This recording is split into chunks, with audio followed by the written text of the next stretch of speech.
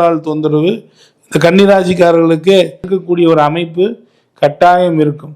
அதே போல 8ஆம் இடமாக இங்கு செவ்வாய் வீடு வருவதால் இவர்களுக்கும் நிச்சயம் விபத்து, கண்டம், சர்ஜரி, படிப்பில் தடைக்கு பின்பு வெற்றி இவைகள் இருக்கும்.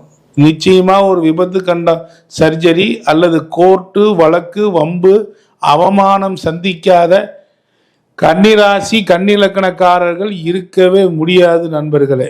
அதே போல் இவர்களுக்கு இளைய சகோதரமோ சகோதரியோ இருந்தால் அது கலைகிறது. இல்லை என்றால் இவர்கள் கடைசியாக இருப்பார்கள்.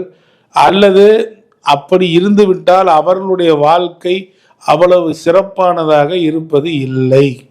அதேபோல் 12ஆம் இடமாக சூரியன் வருவதனால் தந்தையினால் மிகப்பெரிய ஆதரவு கிடைக்கும்.